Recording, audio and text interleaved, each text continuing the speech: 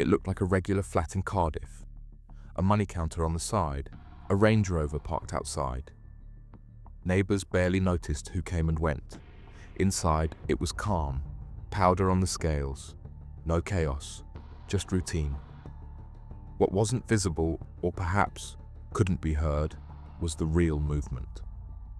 Transactions that left no scent, no prints, just strings of letters and digits bouncing from one digital wallet to another. To the outside world, it was all clean. But behind that silence was something else entirely. Until someone looked closer.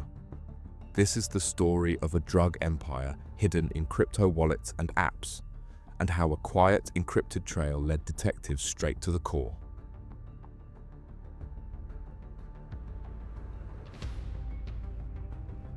It began like many cases do, with something small. In 2020, Gwent police traced a local tip-off to a flat in Carefully. Officers expected routine drug activity. Instead, they found industrial presses, cutting agents, and half a kilo of cocaine. 6 kilos of adulterants were stacked nearby. It wasn't street dealing, it was manufacturing. That single raid triggered something far bigger, a full operation. Multi-force involvement, surveillance across Cardiff, Carefully, and beyond. Detectives called it Operation Solano. Over 2 years, they mapped what they were really dealing with. A structured, hierarchical syndicate, stash houses, logistics, supply lines from South Wales into the wider market. It wasn't chaotic, it was efficient and controlled. But there was one problem. The money. Over £4.6 million in estimated drug revenue with intense networking. At first, it didn't make sense. Until investigators followed the trail somewhere new. Not down alleyways or through phone taps, but through apps, crypto wallets and Coinbase accounts. That's when the scale became clear. This wasn't just a drug case. It was a laundering blueprint, digital, layered, and hidden in plain sight. And at the center of it all were 2 men already behind bars.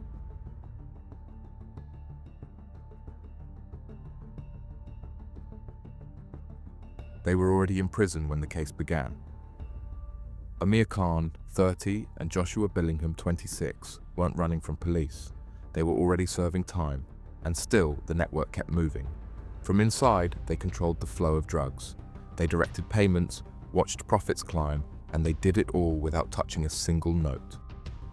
Khan was the lead, quiet, methodical, and deeply involved in the financial side. Investigators traced more than £1.65 million through cryptocurrency accounts linked to him alone. One transaction moved over $42,000 while he sat in a cell. Another wallet, holding over £153,000, vanished entirely, unrecoverable. On the other hand, Billingham handled distribution. He managed contacts on the outside and built the logistics chain. Surveillance showed him giving instructions to his partner, Stacey Challenger, and using others as proxies. Police described him as fully operational from behind bars. Not a ghost, but a manager. What set them apart wasn't just the scale, it was the reach. Partners, friends, siblings, all brought in. Some were willing, others pulled in through loyalty, but all played a part in turning cocaine into clean, traceable assets. Assets that could disappear with one swipe on a screen. And no matter how many arrests were made, the system kept going, until someone found the flaw.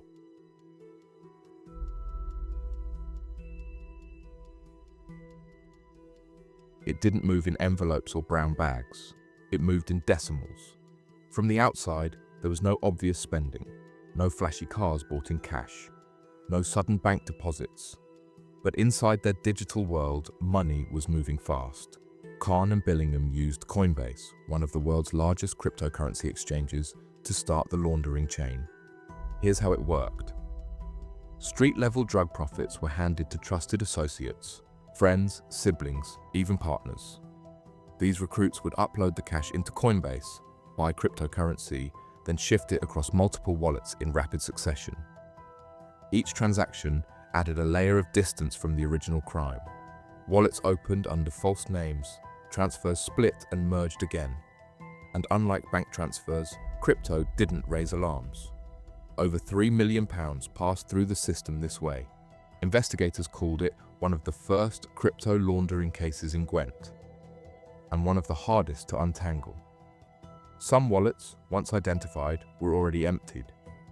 Others couldn't be accessed, but the breakthrough came through persistence.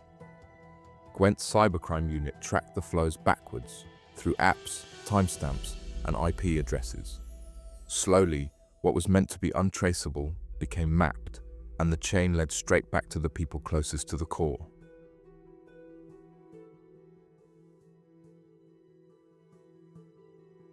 They weren't outsiders, they were part of it. This wasn't a network built solely on threat or control. It ran through trust. And some of that trust came from home. Romantic partners, siblings, friends, all brought in to play quiet, vital roles in the background. At Amir Khan's flat in Garbalfa, Cardiff, it was the same pattern, but louder.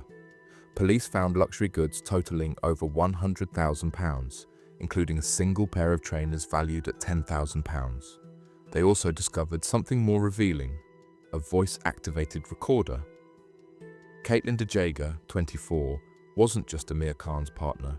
She helped run his side of the operation. When their Cardiff home was raided, police found a voice recorder capturing her mixing cocaine and discussing distribution.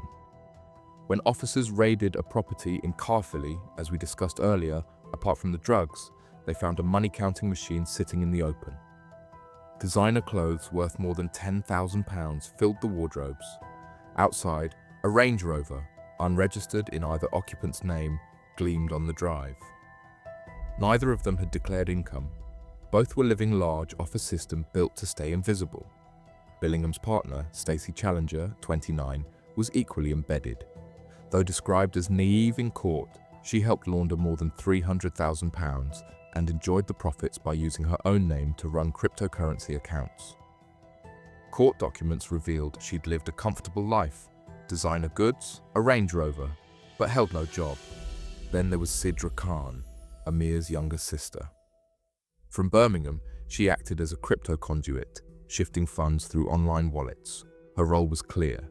She was trusted and she participated. The spending was quiet, deliberate.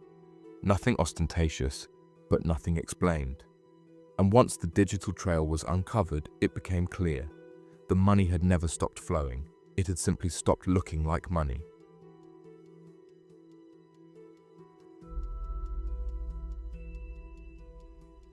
Khan and Billingham sat at the top. Their partners helped clean the profits. But this was a wider machine, with more moving parts. Leon Sullivan knew the routes.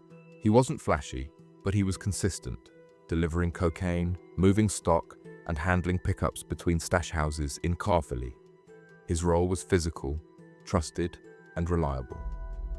Callum Richards operated close to the product. When police raided one of the mixing flats, his prints were there. He worked in the background, handling cutting agents, loading presses, and packaging kilos for sale. Daryl Skyam kept lower than most. Investigators tracked him only after piecing together multiple drops. He worked quietly, moving products between the West and Mid Wales networks. No records, just patterns. Matthew Dean lived further out. His name didn't come up often, but when it did, it was always connected to logistics, deliveries, and transfers. He was a link to the outer regions, a courier with deeper knowledge. Joshua Collins sat on a line between two worlds. He moved drugs, but he also helped disguise the profits. He had access to laundering points, crypto accounts, and the communication flow between the core and its outskirts. Then there were the digital hands. Sami Rahman moved currency, small amounts often, from phone to phone. He didn't speak much, didn't show up in surveillance footage. But his transactions kept the laundering chain active. And finally, Ian Kidley, youngest on the list, recruited early. His job was movement, small pickups, and safe handovers, the kind of role that blends into the background. But every background has a pattern. Together, they weren't just supporting the empire. They were the reason it kept going unnoticed.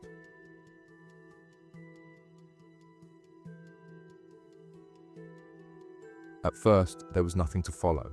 No fingerprints on notes, no fingerprints on wallets, just silence. The kind of silence only data can hold. But Gwent police weren't working alone.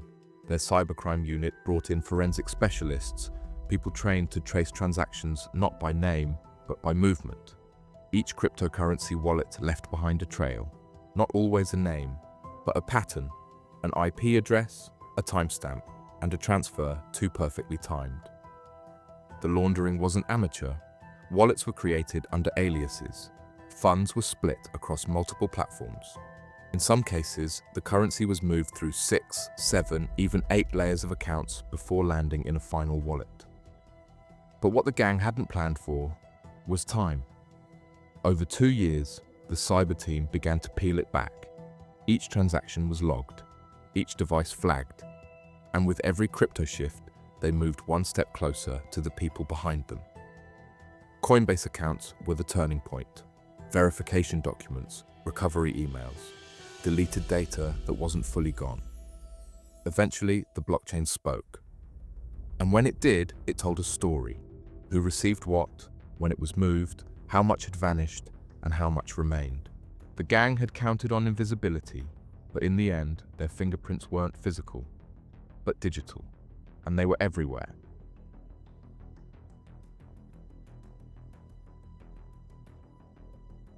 In the pre-dawn stillness of January, Gwent police moved in. The first raid was at Cardiff, which we have already discussed. 2 men aged 21 and 22 were arrested at the front door.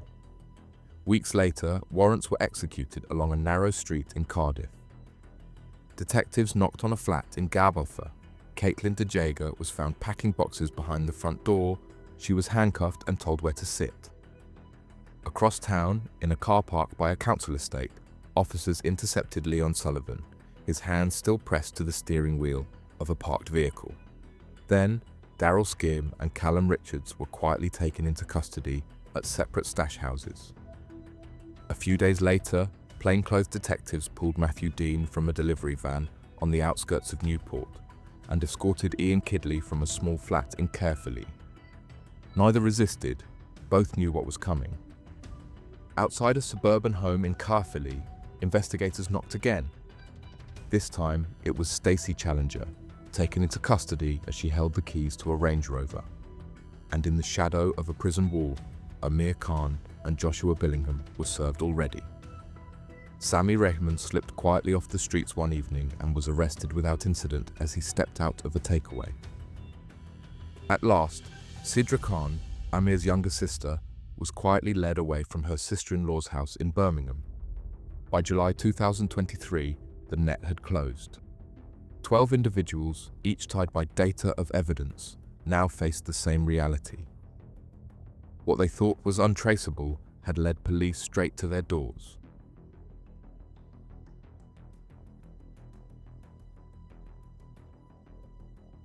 On the 27th to the 28th of July 2023, the courtroom at Cardiff Crown Court was quiet, but the scale of what was being laid out was anything but. Prosecutors presented a case built not just on drugs or money, but on patterns, a trail of encrypted messages, network of wallets, voice recordings, surveillance logs, and crypto flows that didn't stop, even when their operators were behind bars. The defense teams offered limited challenges. Most had already entered guilty pleas. Some leaned on personal hardship. Others argued coercion, naivety, or distance from the operation's core. But for most, the evidence was too detailed and structured.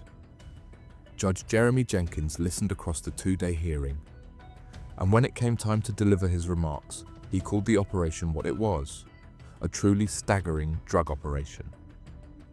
He highlighted the industrial scale, the sophistication, and the shameless use of friends and family as financial shields.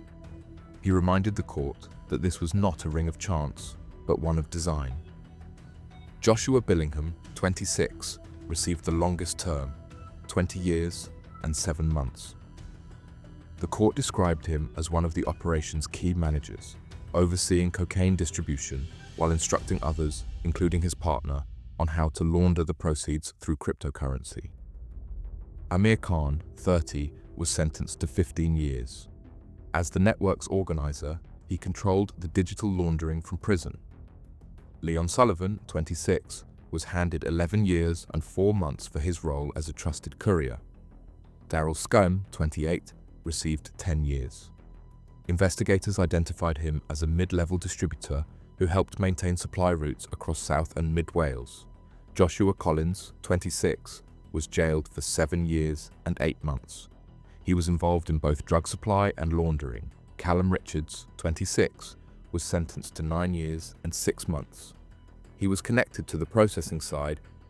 Matthew Dean, 35, received 4 years and 3 months for transporting Class A drugs into West Wales. Ian Kidley, 24, was jailed for 2 years. A low-level runner, he carried out deliveries and collections on behalf of more senior members. Caitlin DeJager, 24, received 4 years and 4 months for assisting in cocaine adulteration and was also involved in laundering money through digital accounts. Cedra Khan, 28, was handed 18 months, suspended for 18 months. She was ordered to complete 150 hours of unpaid work and 15 rehabilitation days for helping transfer illicit crypto funds. Stacey Challenger, 29, was sentenced to 12 months for laundering. Sammy Raymond, 28, was given 18 months for his role in digital laundering, quietly moving cryptocurrency that kept the cash flow active. What do you make of the sentences? Did justice match the scale of the operation, or should the penalties have gone further? Let us know your thoughts in the comments. And if you want more real UK crime stories like this, subscribe, turn on notifications, and stay tuned. There's always another case to uncover.